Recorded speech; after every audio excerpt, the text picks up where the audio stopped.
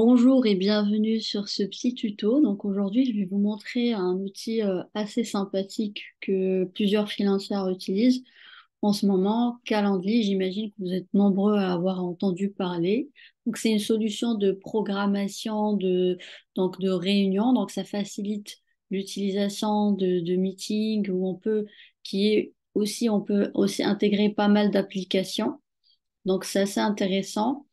Il y a, en fait, pour l'utilisation, il y a l'utilisation basique et il y a des utilisations un peu plus pro où on peut faire de l'automation par rapport au rappel, etc. Moi, c'est pas un outil que j'utilise fréquemment parce que quand je discute avec un client, moi, j'ai envie que tout de suite, je programme la réunion. Alors que pour moi, Calendly, quand j'envoie le lien, c'est que je laisse la main au client. C'est à lui de prendre le temps de prendre rendez-vous. Est-ce que les clients le font? C'est ça le truc. Donc, généralement, quand je discute moi avec un client en tant que freelancer, c'est que je conclue directement, je programme la réunion. Mais bon, ça reste intéressant, ça reste un outil intéressant à connaître. Pour l'utilisation, elle est assez simple, c'est pas compliqué non plus. Par exemple, là, je vais vous montrer dès le départ, comme ça vous arrivez à vous familiariser avec l'outil. Donc, vous avez ou bien la possibilité de vous connecter avec votre adresse mail Microsoft, donc l'adresse pro que vous avez, ou bien Gmail. Moi, généralement, je vous conseille toujours, moi, tous ceux qui prennent un compte pro, généralement une adresse mail. Il y en a beaucoup qui travaillent avec Windows, mais moi, généralement, ce que je conseille aux entreprises d'aller sur Google Pro parce qu'il y a pas mal d'avantages. Donc là, je vais me connecter avec mon adresse mail. Mon compte, normalement, il est déjà créé. Il faut savoir que directement, en fait, il y a la synchronisation entre votre agenda et votre calendrier directement. Donc, alors que si vous passez par Windows, bah, il faut l'intégrer, il faut synchroniser ensuite. Je vais vous montrer où on synchronise. Donc là, c'est l'espace en fait. Vous atterrissez sur cet espace. Là, mon espace, il n'est pas encore configuré, il n'est pas encore personnalisé. Vous voyez, pas de photo. Donc là, ici, c'est les options.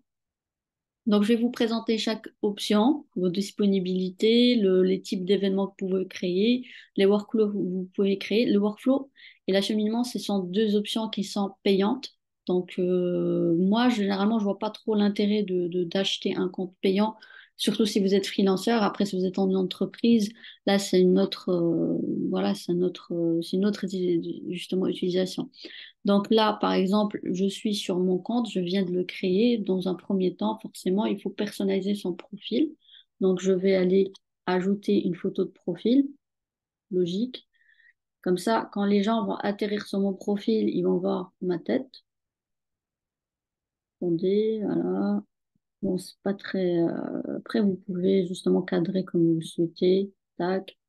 Là, le nom et le prénom. Après, si vous avez un nom d'entreprise, normalement, la personnalisation, elle se fait ici. Bon, je vais enregistrer déjà mes trucs et après, je vous montre. Ici, c'est l'intro. C'est une intro que tout le monde va voir quand il va atterrir sur votre espace. Donc, il faut s'appliquer quand vous le créez. Bienvenue, par exemple, dans mon espace de prise de rendez-vous.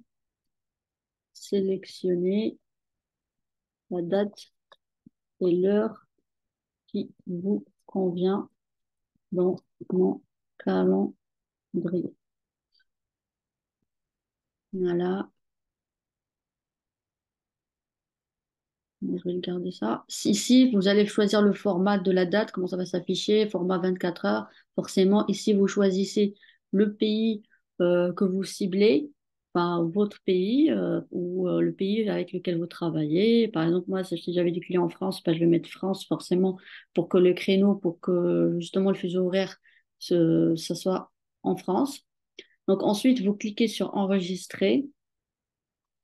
Ici, il me semble que c'est payant. C'est pour les comptes pro. Vous pouvez ajouter le logo, donc l'entreprise. Donc vous mettez le logo qui va s'afficher. Voilà. Ici, vous mettez le logo. Ici, bon, c'est pas, j'ai pas enregistré. Ici, c'est votre compte. Généralement, c'est pas personnalisé comme ça. Ça reprend en fait le nom que vous mettez sur votre Gmail, par exemple Y Elofir ou quelque chose comme ça. Moi, toujours, surtout si vous êtes sur un compte perso freelancer, vous mettez votre nom, Yasmina Elofir. En fait, ce lien, c'est pas le lien de l'événement où les gens vont prendre rendez-vous, mais c'est un lien si vous avez plusieurs types d'événements que vous allez créer, par exemple, type meeting, recrutement, si vous êtes dans le recrutement, type meeting interne, des choses comme ça, bah, quand vous allez donner ce lien, la personne va accéder à votre profil et non forcément à l'événement directement. Donc ici, préférence de connexion, bon, voilà, comme j'ai dit, là, moi, je suis sur mon compte Gmail, c'est un compte free, c'est pas un compte entreprise. Après, moi, comme j'ai dit, même si j'ai un compte entreprise, généralement, je vais le mettre dans Google Pro. Je suis pas très fan de Windows, mais après, bon, je sais que la majorité des entreprises utilisent Windows, ce qui est normal. Là, on va aller dans synchronisation du calendrier. Pardon, je vais enlever ça. Donc là, automatiquement, comme j'ai dit, ça synchronise avec votre calendrier Google parce qu'on est sur Gmail. Après, vous pouvez ajouter autant d'applications que vous voulez. Si vous voulez synchroniser avec Windows, avec vos applications. Donc là, vous pouvez choisir autant d'applications que vous voulez. Par exemple, là, je vais aller ici, intégration et application. Donc là, ici, vous allez voir que vous pouvez ajouter Zoom, vous pouvez ajouter, moi par exemple, si je clique sur Google Meet, bah, automatiquement, c'est déjà ici, hein. Je mets le Google Meet de mon adresse mail. Donc automatiquement, les gens, quand ils vont prendre rendez-vous, ils vont être intégrés, un lien va se créer de rendez-vous de Google Meet. HubSpot, bah, directement, le rendez-vous va être créé sur HubSpot, donc c'est un CRM pour ceux qui ne connaissent pas. Mailchimp de même. Donc, vous avez Google Meet, ça c'est Microsoft, Microsoft Teams. Donc, automatiquement, si vous intégrez le Microsoft Teams, un lien Microsoft Teams va être créé pour le rendez-vous. Voilà, il y a pas mal de Slack sur Slack, donc il y a pas mal d'intégrations possibles. Comme j'ai dit, Zoom, automatiquement ça va créer sur Zoom si vous avez un compte. Moi, ce qui m'arrange, c'est Google parce que je travaille tout le temps avec Google, donc j'ai pas trop d'intérêt à utiliser Teams, Microsoft Teams. Mais après, si mon entreprise l'utilise, donc je suis obligée de l'intégrer, il suffit de cliquer dessus et de l'ajouter. Donc là, ici, Workflow, c'est en fait ça, c'est sur la partie pro. Donc il faut mettre à niveau son compte. Mais là, je vous montre un peu les options possibles. Il y a le rappel d'email de l'invité, rappel email à l'organisateur, email de remerciement après le rendez-vous, SMS à l'organisateur, ou SMS de confirmation, envoyer par mail votre propre sondage par rapport. Enfin voilà, moi je trouve que c'est sympa cette partie-là parce que vraiment on a l'option SMS. On peut oublier hein, un rendez-vous. Mais après, je me dis, si moi je synchronise avec Google Meet, automatiquement, il va recevoir sur son agenda, sur son Meet. Après, si le client utilise Gmail, s'il n'utilise pas Gmail, voilà, je pense que c'est nécessaire d'avoir cette option pour les entreprises surtout. Donc là, je vais passer à un élément important qui est la disponibilité. En fait, ça, sur votre calendrier, vous allez afficher à quel moment vous êtes disponible. Là, parce que, en fait, quand vous créez un compte, automatiquement, vous allez voir comme ça normalement. Le samedi, dimanche, indisponible, et tous les jours de la semaine, vous êtes disponible de 8h à 18h. Donc là, il faut en fixer en fait les horaires où vous êtes dispo, vous êtes libre, où vous pouvez justement que le client peut programmer ses rendez-vous. Donc là, par exemple, je vais personnaliser. Il y a des jours où je ne suis pas dispo, donc je vais cliquer sur la croix. Par exemple, mercredi, je ne suis pas disponible, vendredi aussi. Et là, je vais mettre les horaires qui m'arrangent. Par exemple, bien la matinée, je ne suis disponible, par exemple, que de 10h à 13h. Donc, quand vous mettez ça, c'est qu'en fait, le client ne peut programmer un rendez-vous qu'à partir entre 10h et 13h. Là, par exemple, je vais mettre toute la journée. Pas vraiment, on ne peut pas être dispo toute la journée. Donc, de 15h à 17h et ici de 10h à 15h. Donc, je suis disponible 3 jours par semaine. Donc, on ne peut pas changer en fait la disponibilité entre une date et une autre date. Ça, c'est automatique. C'est en fait toute la semaine je ne serai disponible que ces 3 jours. Donc, c'est important de le préciser. Donc là, j'ai mis mes disponibilités. Après, je peux mettre par exemple le samedi de mettre 12h30, tout simplement. Voilà. Et là, automatiquement, c'est enregistré.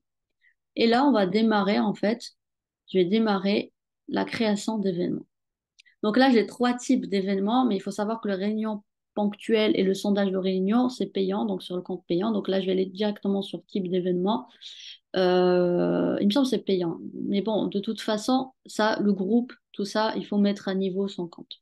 Donc moi, je vais aller sur le privé, ce qui est simple, le plus simple. Donc c'est une personne, dès que vous partagez le lien en fait de cet événement, n'importe quelle personne peut prendre rendez-vous chez vous. Donc là, je vais mettre une couleur à mon événement, je choisis une couleur. En fait, parce que en fait, dans votre espace, vous pouvez créer autant d'événements que vous souhaitez. Donc pour faire la différence entre l'événement. Donc là, je vais mettre meeting, prise de contact, par exemple. Première réunion. Ici, en fait, bon, moi, 30 minutes, non, je vais mettre 1 heure pour discuter. Et ici, en fait, là, vous choisissez, vous vous rappelez, je vous ai montré la partie application, donc tout ce que vous ajoutez comme outil de meeting, en fait, de lieu, ça sera en visio. Si c'est en visio, bah, par exemple, si vous avez mis Windows Teams ou Zoom, normalement, vous allez avoir Zoom ici, donc dans le lien de conférence. Moi, automatiquement, j'avais mis Google Meet, en fait, parce que je l'ai déjà. Donc, j'avais pas besoin de le créer. Et moi, je préfère passer par Google Meet. Donc, je vais cliquer sur continuer. Et voilà, mon événement, il est créé. Comme vous allez voir, il n'y a que les jours que j'ai choisis. Terminé. Voilà, je suis dans mon espace d'événement. Donc, c'est un événement qui est privé, qui n'est pas accessible à tout le monde. Et normalement, je dois partager le lien pour que les personnes puissent prendre donc connaissance de cet espace. Moi, par exemple, voilà, organisateur, là, paramètres de planification. Voilà, mes jours de disponibilité, ce que j'avais, mais je peux changer à tout moment, en fait. Je peux changer si je veux. Donc voilà, enregistrer. Juste, je m'assure en fait des paramétrages, c'est bien de voir un peu les fuseaux horaires aussi, par exemple, quel fuseau horaire. Mais normalement, vu que j'ai paramétré mon profil, automatiquement, c'est pris en considération. Donc, pas besoin voilà, de revoir un peu les paramètres. Donc voilà, j'ai créé ma page de réservation. Là, je vais avoir le lien. Par exemple, j'ai passé un autre compte. Voilà, par exemple, un compte client. Par exemple, j'ai partagé avec un client le lien. Par exemple, voilà mon lien pour prendre rendez-vous. Vous pouvez le mettre sur votre site web, votre profil LinkedIn. Ici, vous pouvez ajouter une intro si vous voulez. Moi, c'est juste moi, j'ai choisi de ne pas le mettre. Et là, automatiquement, vous avez le fuseau horaire et les dates où je suis disponible. Là, le client va voir comme ça les dates où il peut me contacter. C'est bien de ne pas mettre non plus tout le temps dispo parce que de toute façon, une personne ne peut pas être disponible tout le temps, chaque jour, pour faire une réunion. Bon, pour les freelancers, oui, c'est plus simple de programmer une réunion d'1 heure ou quelque chose comme ça. Donc, faites attention quand même aux horaires. Par exemple, là, si je clique, bah, je vais avoir les horaires qui sont possibles. Par exemple, là, j'avais mis le jeudi que de 10 heures à 14 heures. Je n'ai mis qu'une disponibilité la matinée. Donc là, par exemple, je suis un client, j'ai reçu ce lien et là, je vais choisir une date de réunion en fonction des dispos. Donc là, il faut savoir qu'en fait, dès qu'un client réserve bien sûr un rendez-vous, il n'est plus dispo pour les autres clients. C'est-à-dire qu'il choisit le lundi 1er janvier 10h30, bah, plus personne n'aura ce créneau qui est dispo. Mais moi, je pense qu'il est important, là, quand vous voyez, j'ai pas dit, j'ai mis une demi-heure, alors que tout à l'heure, vous avez vu qu'une réunion peut durer 45 minutes. Donc, quand vous choisissez les horaires, par exemple, vous allez mettre 10 heures, midi. Ne mettez pas 10 heures, 10h30 si vous pensez que votre rendez-vous ne va pas, va dépasser 30 minutes. Donc, parce que là, vous pouvez avoir un client qui choisit 10 heures et un autre qui choisit 10h30. Et là, vous êtes vraiment embêté. Donc, espacer en fait les horaires pour justement ne pas avoir ce problème. Donc là, par exemple, moi, je suis cliente de Yasmina. Donc là, je veux prendre rendez-vous pour une prise de contact. Donc là, je vais choisir 10h30, suivant. Et là, le client va rentrer ses informations. Automatiquement, il va mettre son adresse mail. Et là, pourquoi il prend contact avec moi, un message. Après, les seules informations qui sont obligatoires pour le client, c'est le nom et l'email. Donc, il n'est pas obligé de laisser une note au client. Moi, par exemple, je vais mettre je souhaite discuter de mon projet de création site web. Bon, moi, je suis une cliente sympa, je vais mettre quand même l'objectif de cette réunion et le besoin. Là, automatiquement, vous allez voir, vu que vous, dans donc, vos horaires, vos disponibilités, vous mettez, par exemple, les horaires, bah voilà, automatiquement, ça va prendre le même fuseau horaire. Moi, j'avais mis, en fait, ce qui est bien, c'est que j'avais mis que toutes les réunions de cet événement vont durer 1 heure, ce qui est bien.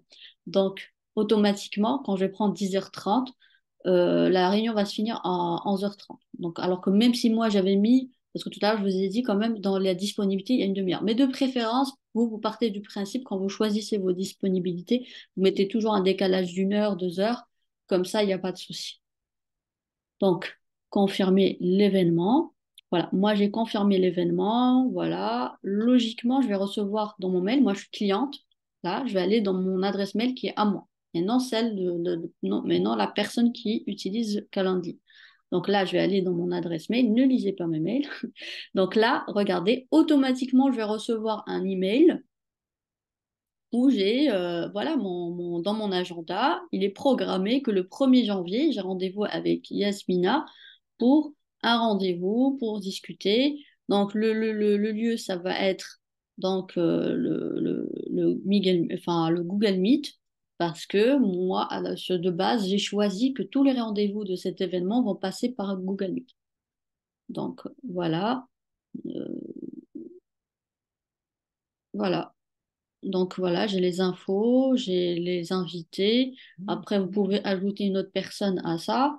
Et automatiquement, dans mon agenda, bah là, je ne peux pas vous montrer mon agenda parce que j'ai des réunions qui sont personnelles. Mais voilà, normalement, pour le jour de la réunion, je vais recevoir un rappel sur Google Meet parce que, en fait, ça s'est enregistré dans l'agenda, en fait, dans l'agenda Google. Ça s'est enregistré. C'est pour ça que je vous ai dit le workflow Calendly. En vrai, quand on utilise l'agenda de Google, j'ai déjà le rappel de Google. Donc, est-ce que j'ai vraiment besoin d'avoir une notification par SMS ou par mail alors que c'est déjà fait? Je pense que le workflow est plus pour les gens qui n'utilisent pas Google Meet.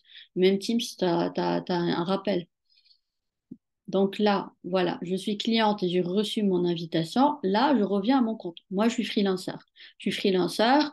Comment je vais être notifiée de ça? En fait, je vais être notifiée sur mon Gmail. Par exemple, là, je me rends sur mon Gmail.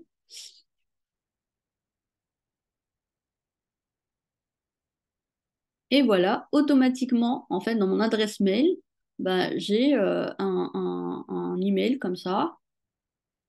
Une personne m'a contacté. Donc, j'ai l'horaire, l'événement. Faut savoir que, en fait, normalement, vous pouvez avoir autant d'événements que vous voulez. C'est pour ça que c'est bien de spécifier quand même l'objectif dans le nom de l'événement que vous créez. Par exemple, ici, meeting prise de contact. Parce qu'après, s'il y a meeting transaction, s'il y a meeting présentation, en fait, il faut créer plusieurs types avec des couleurs et un titre. Dans le titre, vous mettez l'objectif. Par exemple, je vais créer un événement présentation maquette. Et bon, donc, si je fais ça, bah, logiquement, ça va être un autre titre que je vais recevoir. Donc, ça m'indique pourquoi le client a pris rendez-vous. Donc, l'email de l'invité, ça, c'est l'email du client.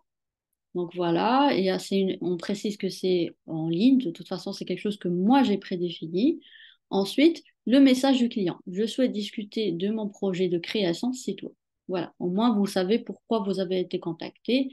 Et donc, comme j'ai dit, ça s'enregistre automatiquement dans l'agenda. Donc, automatiquement, je suis notifiée de cette prise de rendez-vous. Vous allez me dire quel est l'avantage, quelle est la différence entre Google Agenda, alors qu'on passe par l'agenda de Google et Calendly, bah, pour moi, le seul avantage, c'est que le client peut programmer, peut avoir la possibilité de choisir sans forcément qu'il y a discussion en fait sur quels sont vos créneaux, tout ça. Bon, après, d'un point de vue image, moi, j'ai remarqué, il y a beaucoup maintenant qui mettent en avant Calendly. Donc, why not? C'est pas compliqué, c'est gratuit. Donc, pourquoi pas? Pourquoi pas? Surtout si vous avez plusieurs types d'événements. Voilà, bah, j'espère que ce tuto a été clair pour vous. Je pense que c'est assez simple, c'est pas compliqué à utiliser. Donc, lancez-vous sur Calendly, surtout si vous êtes freelancer ou une agence digitale. C'est intéressant, c'est toujours intéressant pour programmer vos réunions. Quant à moi, je vous dis à très vite et j'espère que vous passez une très bonne semaine. Au revoir.